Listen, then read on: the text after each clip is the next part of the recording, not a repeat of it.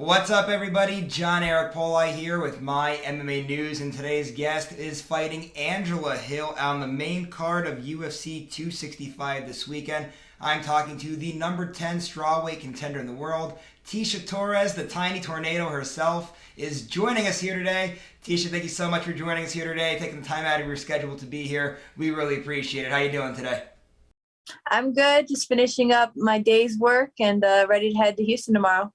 And as you head in there, we want to know here. I know your fight camp is really just about wrapped up here. It's just about now getting mentally prepared to fight on Saturday night.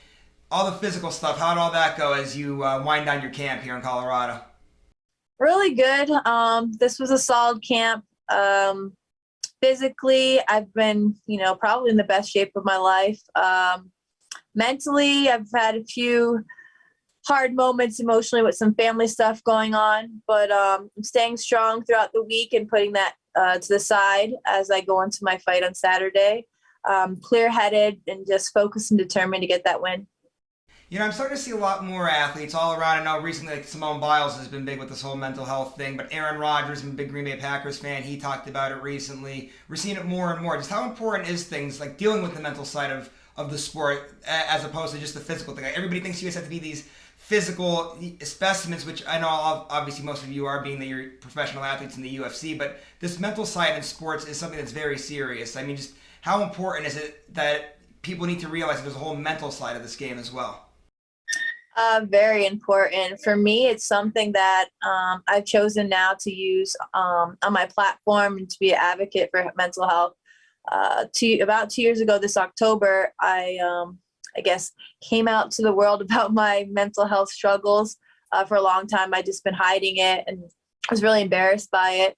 But now I'm just embracing it, and I'm real and honest with the people I speak to and my fans, and I try to use my platform and show that it's normal to maybe feel different or think differently about things.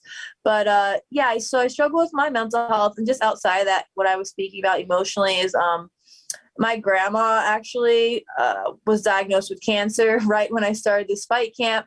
So I flew to Florida. I stayed there for a week, and I've just been, struggling with that a little bit. And this week, I told my family, just please, don't message me. Please, touch base and let me know how my grandma's doing. I said, don't let me know anything unless it's an emergency. I want to focus. My grandma told me, focus on your fight. I want you to do well. So that's what I'm going to do. And then after my fight, I can, I'll go and visit my grandma. But it's just been a heavy one in regards to that. But I'm getting through the days, and I'm doing lots and lots of work with my own therapist, and then I see a sports psychologist, which helps me as well. And then going back to the whole Simone Biles and Aaron, I really feel like you have to be mentally tough in this sport, and if you're not, that can lead to your demise, unfortunately. So sometimes it becomes to the mental game. Yes, you can be like two amazing athletes, but at the end of the day, sometimes having that mental edge over your opponent, can get you that win. Well, Tecia, our thoughts and prayers with you and your family as you go through everything, and best of luck on fight night too. And I know you can't wait to get back to Florida and spend time with your family, and we're wishing you all the best here. And part of your answer there, you were talking about how open and honest you are about things, and today I think was a great example of it on your Instagram story. You had fans asking you questions, you were answering so honestly, and one of the things that I took away that I was shocked that you were talking about the recovery angle of the sport as well, aside just from mental stuff there.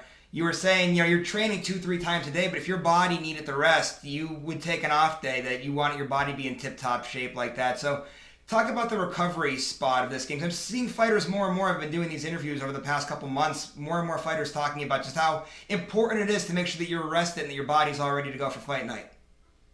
Yeah, for sure. I see so many of these young athletes coming up and asking, me questions. And one of the main things I always talk about is recovery. Because in the beginning, you're so excited. You're like, I need to train 3-4 times a day, every single day, or I'm not going to win this fight.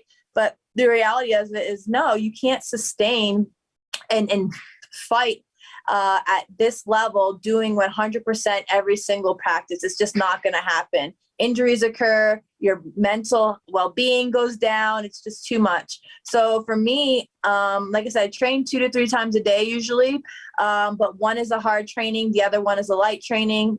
Like today, for example, I woke up, I trained from 10 to 11, a conditioning class, not weights or anything, just pure like fight conditioning. Then I went home, I trained again at 3:30 for another hour. That was a harder hour. My pad work, I put a little video on my Instagram if you want to go check that out. And then right now I just finished an hour of drills, jiu-jitsu, nothing live, just straight drills. So I did train 3 hours today, but 2 of it was slow. Well, conditioning is not that slow, but it wasn't hard. You know, it's just a mental push more than anything for my conditioning. But getting back to the question, sorry, long answer, but it's a good answer. So when I do have off days and I'm just not feeling it, maybe I have a session tomorrow at 10 a.m. I wake up and I'm not feeling it either mentally or physically. I tell my coach, I need this hour to myself. I need to rest my body. You know, unfortunately, comes with the territory is injury and, you know, oohs and ahs. So if something's hurting me, I don't push myself to do something. You know, I let it heal. And like I said, in regards to my family, I left for a week in the beginning of camp. And when I came back, actually, that's the day I sparred Rose. And my coach was like, oh, I was worried how it was going to go because you're away for a week. But it was probably one of my best spars. Sometimes you just need an emotional recharge. And, you know, I've taken a couple 3-day weekends throughout this fight camp to go and, you know, just hang out in the mountains. And it just helps me, you know. Everybody's different.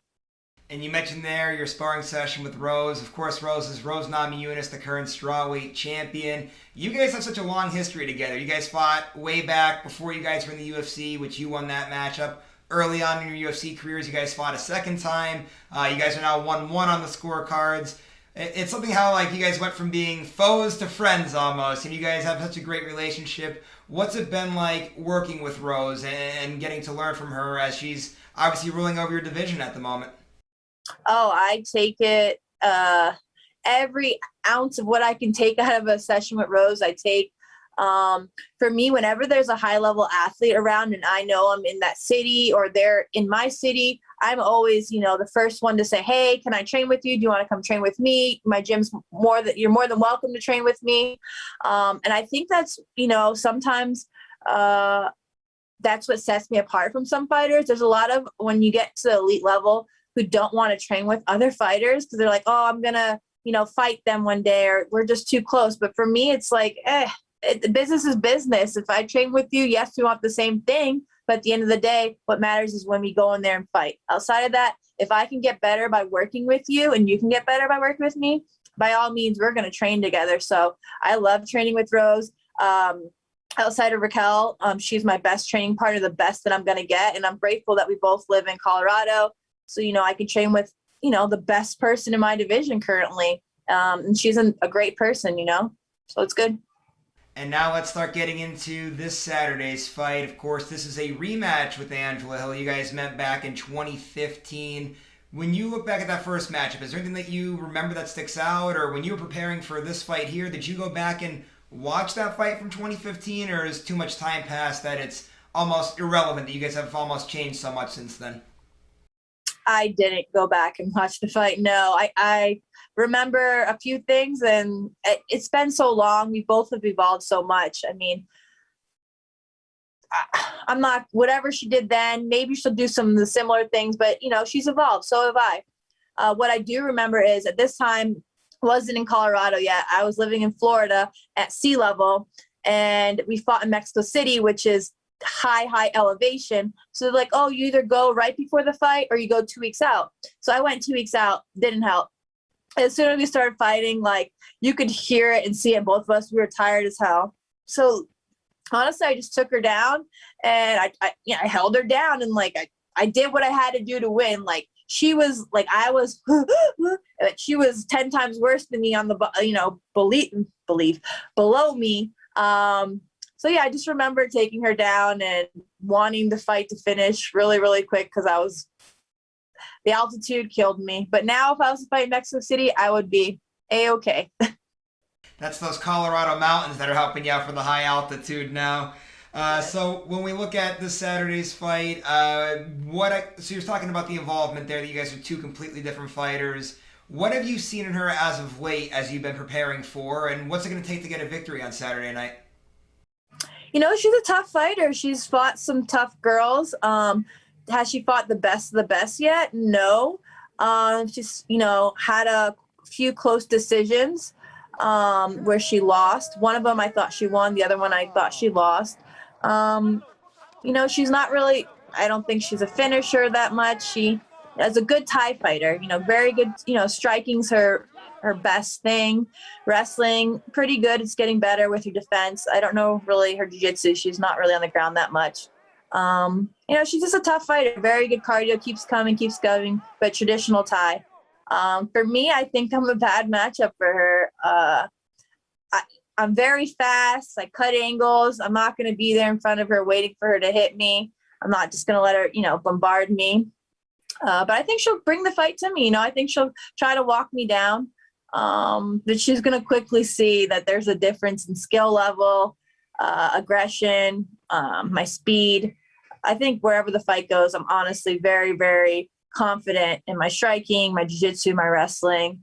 I see this fight going in my way every way I visualize it. So you mentioned there how you don't think she's fought the best of the best. Well, you definitely have. You've had a crazy road to this point. Just looking at some of your past opponents for the last 4 years, I wanted to make sure I didn't miss any. I wrote them all down here.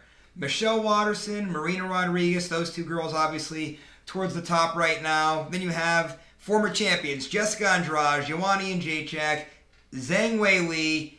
That doesn't. How much harder could it possibly get than that road right there?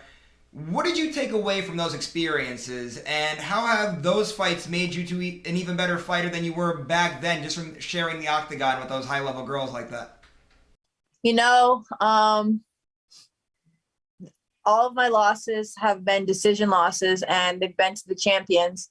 I'm the only person in my weight division who's fought every single champion, by the way.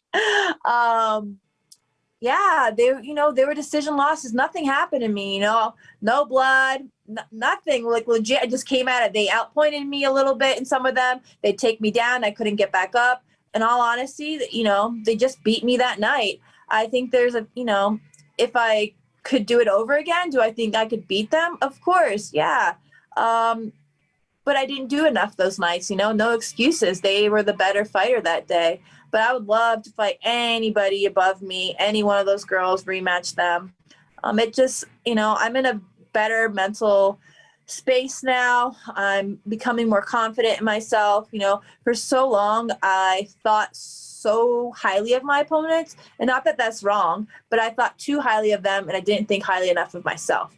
But at this point, I fought the best of the best. And it's like when I go and fight Angela Saturday, she's not going to do anything different from anybody else. I've been kicked, punched, taken down in every single probably possible way you could have been done. I've been hit very hard before. So, I'm getting into a fight and I'm ready. She can try to do what she wants, but I don't think she's going to be able to impose her will on me. So we look at this matchup, number 10 versus number 12. You're saying right there, you think on any given night you can beat any of those fighters. Does a win here on Saturday guarantee you the shot to start now climbing that ladder again, getting those same type of opponents, these big name former champion opponents, and start to make a run towards that title now? I believe after this Saturday, when my hand is raised, I deserve a top fight. Definitely, I'd love to fight someone in the top 5. I've been asking for a fighter ranked above me for my last 3 fights now. Just haven't been able to get that. So I just need to go and make it clear, to Dana and Mick that I deserve, a top fight. And I believe I'll do that this Saturday. All right, now we're going to come full circle here. We've talked so much we started off talking about mental health, talking about current training camp, talking about past opponents.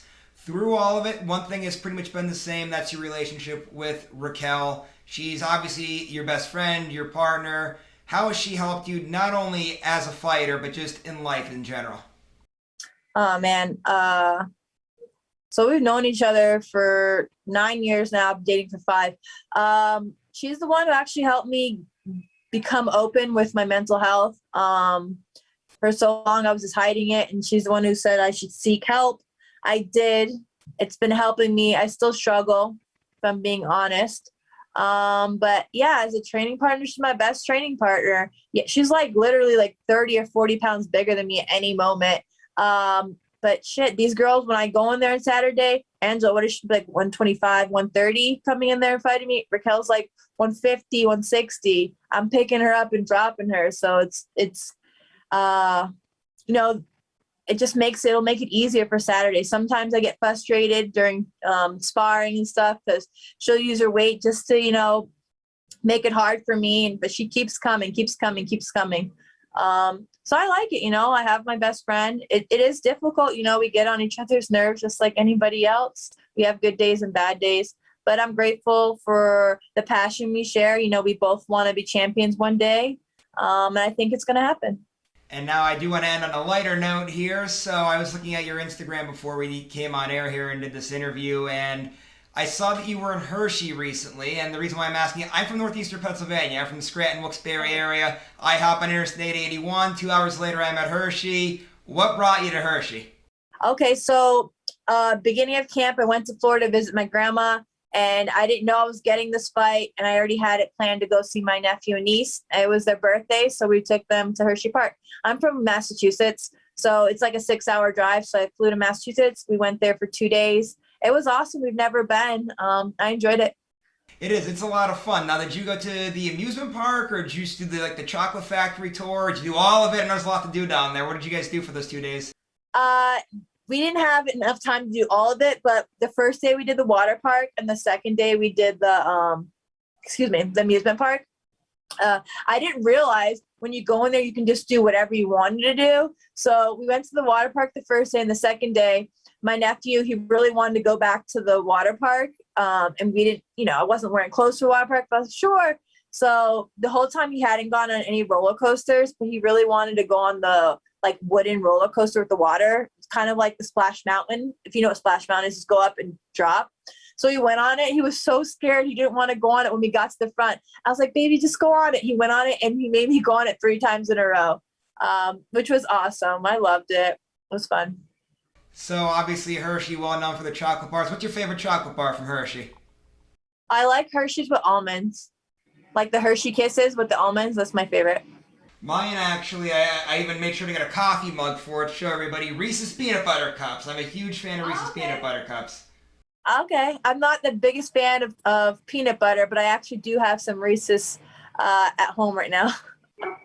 Yeah, I have a lot of Reese's, more than just the some. I go absolutely crazy for it. It's my secret little late night treat. I love it so much. It really is. Hershey chocolate bars, phenomenal. I'm sure everybody in the world knows about Hershey for sure by now. Tecia, it's been a lot of fun here today. We've covered a lot of different angles here. Thanks so much for the time. Before you roll out, though, social media management sponsors, anybody you have to give a shout out to, please feel free to do so. Sure.